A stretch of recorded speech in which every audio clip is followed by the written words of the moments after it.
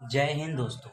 आज मैं आप लोगों के बीच प्रॉफिट एंड लॉस का कुछ महत्वपूर्ण लेकर आया हूँ। अब इसके बारे में कुछ थोड़ा समझते हैं। देखिए यहाँ पे क्राइम प्रॉफिट एंड लॉस में सीपी, एमपी और एसपी होता है। इसके बारे में थोड़ा कुछ समझते हैं। सीपी को ही हम लोग हिंदी में क्रय मूल्य या लागत मूल्य कहते हैं। जैसे सीपी किसे कहते हैं? जैसे हमने कोई वस्तु को किसी किसी दुकान से 100 रुपया का खरीदा और हमने इस पे क्या किया, इसके इसको लाने में 10 रुपया और लग गया। ठीक है, तो ये 110 हो गया। तो ये जो है, ये हमारा हो गया, ये हमारा क्रय क्रय मूल्य हो गया। ये हमारा एक्चुअली में क्या है, क्रय मूल्य है। लेकिन ये क्या है, 110, 110 हमारा कॉस्ट प्राइज जिसे हम लागत मूल्य कहते हैं।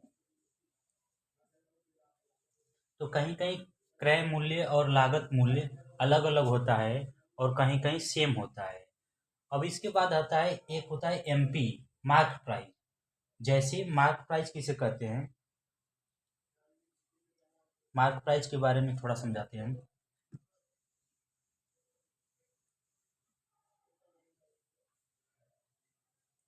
मार्क प्राइस, एमपी, जिसको मार्क प्राइस कहते हैं, हिंदी में अंकित मूल्य कहते हैं। और एक होता है हमारा लिस्ट प्राइस। लिस्ट प्राइस को हम हिंदी में सूची मूल्य कहते हैं। सूची मूल्य कहते हैं।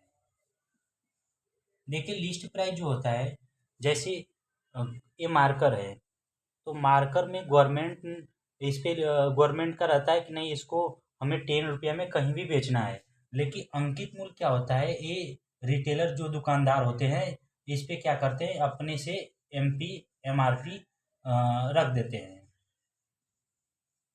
एमआरपी अपना फिक्स कर देते हैं। लेकिन लिस्ट प्राइस जो होता है, ये गवर्नमेंट के हिसाब से होता है कि नहीं, आपको 10 रुपया करना है तो 10 रुपया के अंदर ही इसको रखना है।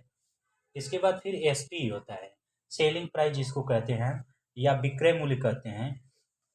तो विक्रय मूल्य के बारे में थोड़ा समझते हैं। जैसे हमने कोई वस्तु, ये मार्कर ही समझ लीजिए, मार्कर को हमने 10 रुपया का खरीदा और इसे 14 रुपये में बेच दिया। तो 14 रुपया में बेच दिया, तो ये हमारा एसपी कितना हो गया, 14 हो गया। एसपी कितना हो गया, 14 हो गया।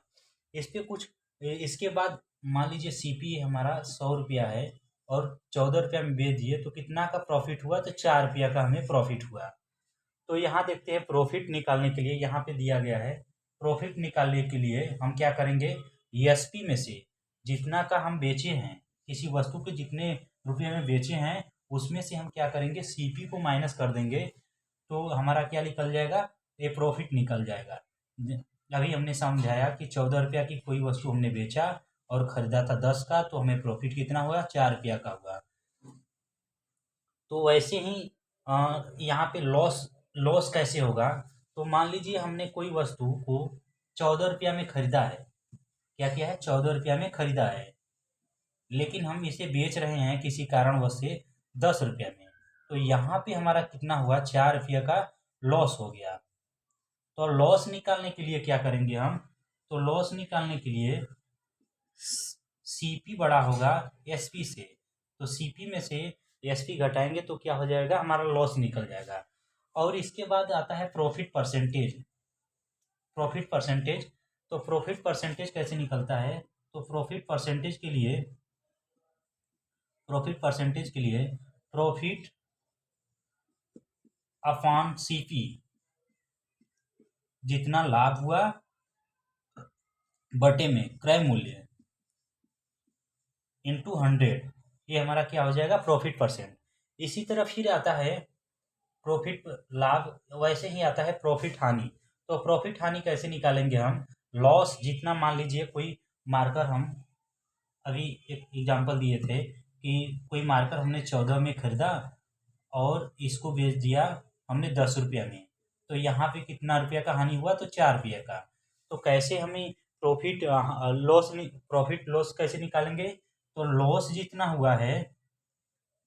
जितना हुआ है अपान सीपी मल्टीप्लाई 100, तो ये क्या निकल जाएगा? प्रॉफिट लॉस निकल जाएगा। अब थोड़ा हम डिस्काउंट के बारे में चर्चा करते हैं। तो डिस्काउंट के बारे में चर्चा करते हैं। तो एक होता है सीपी हमारा, एक होता है एसपी, और एक होता है एमपी मार्क प्राइस। तो मान लीजिए कोई वस्तु, जैसे ये डस्टर है, डस्टर को हमने 14 रुपया में या 25 रुपया में, देखिए यहाँ पे 25 रुपया में खरीदा है। तो 25 रुपया में हमने क्या किया है, मार्क प्राइस इसका था। रिटेलर दुकानदार के पास गए और उससे कहे कि उसने कहा कि ये डस्टर 25 रुपये का है, लेकिन आपको हम क्या करते हैं, 5 रुपये का, आपको हम 20 रुपये का बेच देते हैं। ठीक है, आपको क्या कर रहे हैं, 20 रुपये का दे रहे हैं। तो इस पे एमपी और एसपी, एमपी में से एसपी घटाएंगे तो यही हमारा क्या होगा, डिस्काउंट होगा। तो डिस्काउंट कितना का हो गया, 5 रुपये का। तो एमपी में से क्या करेंगे, एसपी को घटा देंगे तो डिस्काउंट निकल जाएगा। लेकिन हम डिस्काउंट परसेंट निकालेंगे तो कैसे वो निकालेंगे, इसके बारे में थोड़ा चर्चा करते हैं। डिस्काउंट परसेंट के लिए हम क्या करेंगे, डिस्काउंट जो जितना आपको छूट दिया है अपान में किस पे, एमपी पे, जो आप यहाँ से देखते हैं, आप डिस्काउंट जो दिया है उसके बाद अपान में एमपी इंटू 100 ये कर देंगे तो हमारा डिस्काउंट परसेंट निकल जाएगा। और एक फार्मूला है, C P upon M P बराबर 100% minus discount percent upon 100% plus profit percent. तो ये फार्मूला थोड़ा सा यूज होगा, इम्पॉर्टेंट है। इसके बाद हम इस सवाल पे आते हैं। तो हम इस फार्मूला का बहुत कम यूज होगा इसमें सवाल में। देखिए यहाँ पे सवाल है, एक वस्तु को 470 रुपये में बेचने पर विक्रेता को 16 सही 2/3% का लाभ होता है। तो वस्तु का क्रय मूल्य ज्ञात करें। तो 16 सही 2/3% हम क्या करेंगे, परसेंटेज से खेलेंगे। 16 सही 2/3% को करेंगे तो आप जानते हैं, परसेंटेज में पढ़े होंगे इसको। 16 × 48 = 50, 50/3, और परसेंटेज का मतलब होता है 100। तो ये कटेगा तो ये 1/6 हो जाएगा। ठीक है, तो इसको मिटाते हुए हम 1/6, या तो ऐसे ही रहने देते हैं, यहाँ 1/6 है। इसने बोला एक वस्तु को 470 रुपये में बेचने पर विक्रेता को 16 सही 2/3 का लाभ होता है, तो वस्तु का क्रय मूल्य ज्ञात कीजिए। तो आप देखिए 1/6 जो है, यहाँ पे सीपी 6 क्या है, सीपी है, और ये क्या है, लाभ है, प्रॉफिट है। तो एसपी हमारा हो जाएगा, एसपी कितना हो जाएगा, एसपी हो जाएगा 7। 6 और 1 को जोड़ देंगे तो कितना हो जाएगा, एसपी 7 हो जाएगा। तो दिया है 7 यूनिट का मान दिया है 1470, क्योंकि इसने 1470 में बेचा है, 1470। तो एक बराबर हो जाएगा, जब इसे 7 से भागा देंगे तो 7 दूनी के 14, 7 इकाई में 7, 210। तो हमसे पूछ रहा है क्या, हमसे पूछ रहा है क्रय मूल्य। तो क्रय मूल्य कितना है, वास्तव में क्रय मूल्य कितना है, 6। तो 6 मल्टीप्लाई 210, तो गुणा करेंगे तो 0, 6 × 6 दूनी के 12, 1260 रुपया हमारा आंसर हो गया। अब इस सवाल के ऊपर जाते हैं। एक दुकानदार किसी वस्तु को विक्रय मूल्य के 16 सही 2/3% के लाभ पर बेचता है। दुकानदार का वास्तविक लाभ ज्ञात कीजिए। अब देखिए 16 सही 2/3% यहाँ पे है, तो 16 सही 2/3% जो है, तो इसका 16 सही 2/3% ऊपर दिया बताए हैं 1/6 होता है। ठीक है, 1/6 होता है। और हमने और किस पे बेच रहे हैं, हम विक्रय मूल्य पे, किस पे बेच रहे हैं, विक्रय मूल्य पे। तो 6 क्या है हमारा, एसपी है, और एक क्या है, यहाँ पे लाभ है। तो हमारा सीपी कितना हो गया, तो सीपी हमारा एसपी में से लाभ घटाएंगे तो सीपी हमारा 5 हो गया। ठीक, ओके, सीपी हमारा 5 हो गया। बोल रहा है वास्तविक लाभ ज्ञात कीजिए। तो प्रॉफिट परसेंट बराबर होता है, प्रॉफिट परसेंट बराबर होता है प्रॉफिट अपान CP इंटू 100, तो प्रॉफिट कितना का हुआ है? 1 का। किस पे हुआ है? तो CP हमारा 5 हो गया इंटू 100, तो ये कितना आ गया? 20%। ठीक है। अब इस सवाल को लगाने के लिए हम ऊपर का रफ कर रहे हैं, नीचे जो सवाल है।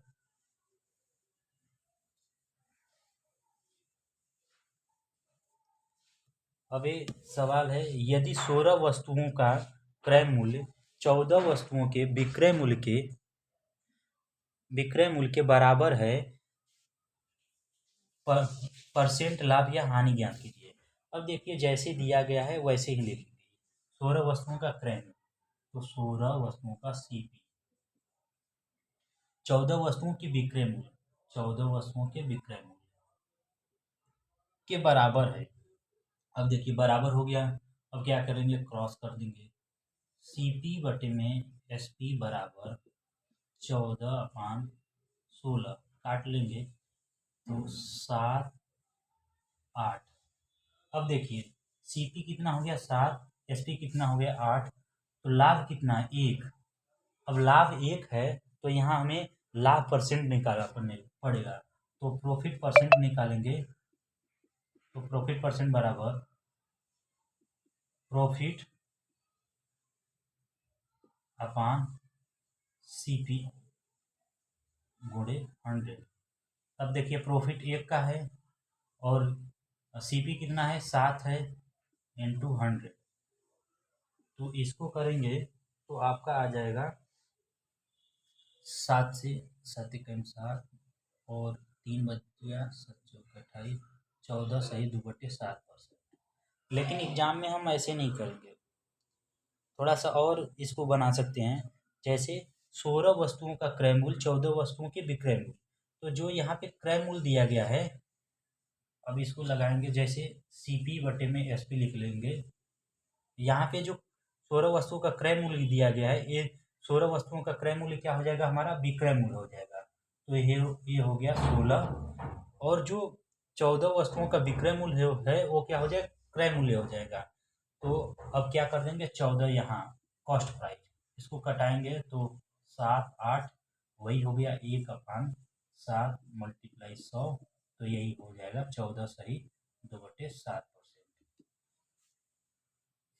एग्जाम में बस हमें इतना करना है, माउस देखे और लग जाएगा सवाल। तो होपफुली आप लोग को अच्छा लगा होगा। Okay, thank you.